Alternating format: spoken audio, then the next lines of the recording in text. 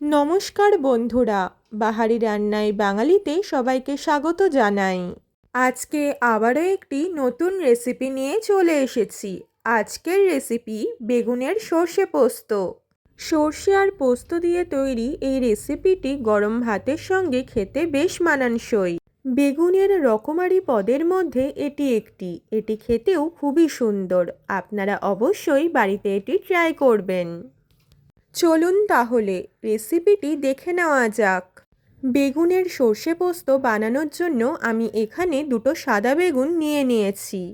এবার দেখুন, বেগুনগুলোকে ঠিক এই রকমভাবে চারফালি করে লম্বা করে কেটে নিয়ে ভালোভাবে জলে ধুয়ে রাখতে হবে। ভালোভাবে ধুয়ে জল ঝরিয়ে নেওয়ার পর এর মধ্যে হাফ চা চামচ মতো লবণ দিয়ে দিতে হবে, আর সেই সাথে হাফ চা চামচ মতো হলুদ গুঁড়ো দিয়ে দেব। এবার বেগুন ভাজার মতো করেই এই বেগুনগুলোর গায়েও লবণ আর হলুদ ভালোভাবে মাখিয়ে নিয়ে প্রায় 10 মিনিটের জন্য রেখে দেব। এতে বেগুনের মধ্যে লবণ আর হলুদ ভালো মতো প্রবেশ করবে। বেগুনগুলো লবণ হলুদে ভালো মতো মজে এসেছে। এরপর বেগুনগুলোকে ভেজে নেওয়ার জন্য আমি ফ্রাইং প্যানে 6 টেবিল চামচ মতো সর্ষের তেল নিয়ে নিলাম। তেলটা ভালো মতো গরম হয়ে এসেছে। এরপর বেগুনগুলোকে একে একে প্যানে গরম তেলের মধ্যে ছেড়ে দেব। প্যানের মধ্যে এঁটে যাচ্ছে দেখে আমি সবগুলোই একে একে দিয়ে দিচ্ছি। এরপর বেগুনগুলোকে একটা খুন্তি বা চিমটে দিয়ে একটু নাড়াচাড়া করে উল্টে পাল্টে নিতে হবে। বেগুনগুলো ভেতর ভেতর বেশ কিছুটা যাতে সেদ্ধ হয়ে আসে তার জন্য ঢাকা দিয়ে 2 থেকে 3 মিনিটের জন্য রেখে দিলাম। কিছুক্ষণ পর আমি ঢাকাটা তুলে নিচ্ছি। বেগুনগুলো ভেতরে বেশ কিছুটা সেদ্ধ হয়ে গেছে। এবার গ্যাসের আঁচটা বাড়িয়ে বেগুনগুলোকে উপর থেকেও একটু লালচে করে ভেজে নিতে হবে। 2 পিঠ যাতে সমানভাবে ভাজা হয় তাই খুন্তি দিয়ে একটু ওলট পালট করে নিচ্ছি। 2 পিঠই সমানভাবে ভাজা হয়ে এসেছে। এবার ফ্রাইং প্যান থেকে তেল ছেঁকে বাটিতে তুলে নিতে হবে। প্যানে তেল অনেকটাই রয়েছে তাই আলাদা করে আর তেল দিচ্ছি না। এবার ফোড়ন হিসেবে প্রথমে একটা শুকনো লঙ্কা দিয়ে দিলাম, আর সাথে হাফ চা চামচ মতো 5 ফোড়ন দিয়ে দিচ্ছি। শুকনো লঙ্কা আর 5 ফোড়নকে প্রথমে একটু নাড়াচাড়া করে হালকা ভেজে নিতে হবে। ফোড়নগুলো ভেজে নেওয়ার পর প্রথমে 1 চা চামচ আদা বাটা আর সেই সাথে 2 চা চামচ মতো সোনালি সর্ষে বাটা দিয়ে দিতে হবে। আদা আর সর্ষে বাটাকে প্রথমে একটু নাড়াচাড়া করে নেব। এরপরই আমি সর্ষের বাটি ধোয়া অল্প জল দিয়ে দেব। জলটা দেওয়ার পর এটাকে নাড়াচাড়া করে একটু মিশিয়ে নিতে হবে।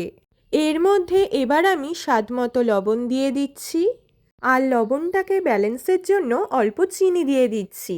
এবার কিছু গুঁড়ো মশলা দিয়ে দেব, যেরকম সামান্য পরিমাণ হলুদ গুঁড়ো আর হাফ চা চামচ মতো ধনে গুঁড়ো দিয়ে দিলাম। এবার মশলাগুলোকে সর্ষের সাথে ভালোভাবে মিশিয়ে নিয়ে নাড়াচাড়া করে বেশ কিছুক্ষণ কষিয়ে নিতে হবে। কষাতে কষাতেই দেখা যাচ্ছে কিছুটা তেল ছেড়ে এসেছে। এবার আমি 10 গ্রাম মতো পোস্ত আর 3টে কাঁচা লঙ্কা মিক্সিতে অল্প জল দিয়ে যেটা বেটে রেখেছিলাম সেটাই এখানে দিয়ে দিচ্ছি।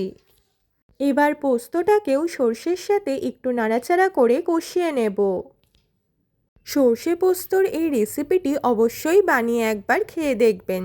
আশা করি সকলেরই ভীষণ পছন্দ হবে। সর্ষে পোস্তটা ভালো মতো কষানো হয়ে গেলে মিক্সি ধোয়া অল্প জল দিয়ে দিলাম। আলাদাভাবে আরও একটু জল আমি অ্যাড করলাম।